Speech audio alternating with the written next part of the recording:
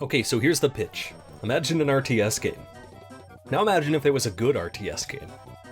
On a completely unrelated note, Natural Selection 2. This AVP clone Sans P is a 2012 hybrid of RTS and FPS from Subnautica dev Unknown Worlds. As if I couldn't get more anachronistic on this channel, this is the retail sequel to a Half-Life 1 mod of the same name. Without the 2 though. There's no 2 in that one. It's just natural selection. There's no 2. It's just called Natural Selection. Believe it or not, when you start mishmashing video game genres, it begins to get dauntingly unapproachable. But should you play it? Yes. Alright, video's over, that's it. Before I start talking about the gameplay, and believe me, we'll have to get to the gameplay eventually, I want to talk about the presentation. It's pretty great. Like most older games, this one's received occasional visual updates, but even the 2012 version looked impressive at the time. I think the map design and lighting carry most of the weight though. A lot of the maps have pretty varied environments, and despite the relatively muted color palette, you'll get splashes of color here and there to spice it up. A lot of these lights are dynamic too. Certain rooms can lose power at some points, which definitely amps up the importance of the flashlight. The general art design, however, is a bit hit or miss. The Marines, who definitely are drawing influence from somewhere, are a bit generic, but it's not all bad. There are things I like the Marines' assault rifles folding out, or the fact that they use hatchets instead of knives, that's pretty metal, but then there's the aliens. Now, it's not that they look bad, it's more that they look a bit messy. I've always found that their designs don't stand out enough outside of, the Onos, but I get what they were going for. What do you mean? Well, the Marines are all angles, and they're color-coded cold blues and grays, so of course they made the aliens natural shapes with reds and greens in order to contrast them. It's just that I find these colors are a bit washed out in comparison to the first game. Look at this. It's just a little bit more colorful in the first one, that's all. The soundtrack, composed by David John and Simon Jaslinski, is fine, I guess. It's mostly ambient tracks, but you do get the interesting tribal beats in there that really stand out to me.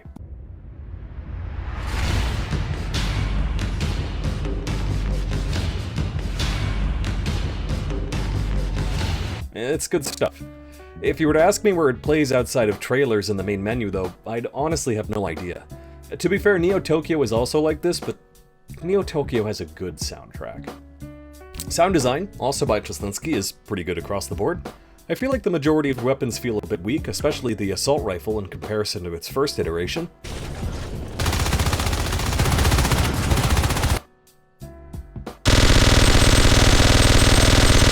Just feels like it's hitting a little bit harder, you know? That being said, while the sound leaves a bit to be desired, every single thing has a distinct sound associated with it. That might seem like a hollow praise, of course everything has its own sound, but let me explain what I mean. Because of how ambush-centric the game is, you're going to need to be out of sight the majority of the time from your opponents. Luckily, you won't have to be a savant to know the minute difference between two different sounds. All the aliens have unique walking sounds, so when you're playing as a Marine, it's important to recognize what's around the corner, because you're going to want to know if it's this or this. Jaslinski is known much more for his work on Subnautica, and subsequently being fired due to some Twitter posts. I don't know, something about helicopters? I don't really know much about it. They probably didn't like that he was branching out from submarines. I will say that the design is much more utilitarian in comparison to Subnautica. Everything here serves a distinct purpose, and sometimes you just need that. Look at it, look at it. Oh my god, can we kick this guy? You fucking suck, dude. You suck when you hate yourself. Don't hate yourself. Don't hate yourself. Wow, that was terrible. That was terrible. Game free. Fade down. Look, I'll be completely honest with you here. This game is pretty unforgiving to newcomers, but that's okay. No need to be upset. We're gonna do this together. I've only been showing half the gameplay so far, and there's a reason for that. In Natural Selection 2, you can play as first person, or you can play as the Commander. Commander is played from a top-down perspective, as an RTS. Let me tell you a little something about Commander. Don't play Commander. Don't do it. Don't. I don't give a shit. In space, no one can hear you scream at your teammates. That's your job as Commander. Whether your APM is through the roof or not, you're going to be hurting cats all the same. All that will change is how much those cats are willing to listen to you. That's what I did not want, guys. This is exactly what I did not want. I know the box looks nice, but just don't get into it. Here's a rundown if you do though. Number 1, control the res as much as possible. Above all else, you're going to want to have a consistent flow of resources coming to your team. If you suck, at least they can buy shotguns. Number 2, say sorry to the tier 7 player when he kicks you out of the commander seat. I know it's tempting to be in charge of all these people, but I was once told that no commander is better than a shitty commander, so take that to heart. Both teams fight over resources, or res. You'll need to control certain points on the map in order to extract res from them. Your team res allows you to increase in text to accumulate stat bonuses and equip better weapons. You also accumulate personal res, which allows you to buy said weapons or upgrades. I'm going to give a brief rundown of each faction and how to play them. Pookie, I feel bad for you having to watch this shit show. Marines are definitely the most straightforward. Use your shoot bang to kill the bad man. You've done this before. You'll need to rebuy equipment every time you die, so pay attention to your personal res in the late game. Flamethrowers and grenade launchers are particularly good against alien structures, but don't spend all your money at the beginning or else you'll be pretty useless in the endgame. No fun allowed, you know the drill. If you can't hit enemies, buy a welder and heal your teammates. Let them do the killing. And yeah, that's pretty much it. Make sure you listen to the commander, check your map, and stick to the objectives. Kills are nice, but winning is nicer. Now, the aliens.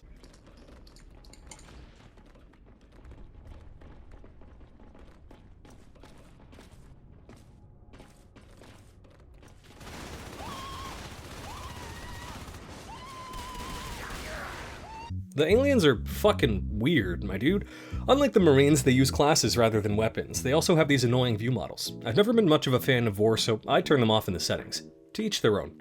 The base class is the Skulk, and more than likely you're going to be playing the majority of the time as it. Skulks can run on walls and ceilings, and as a Skulk, you're going to want to rely on your small size and fast speed. Okay, here's the plan.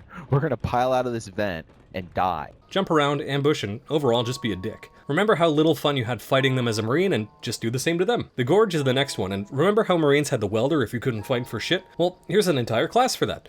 When in doubt, go Gorge. You'll be more useful healing and building structures as one than dying and wasting res as a Skulk if the other team is better than you. The Lurk flies.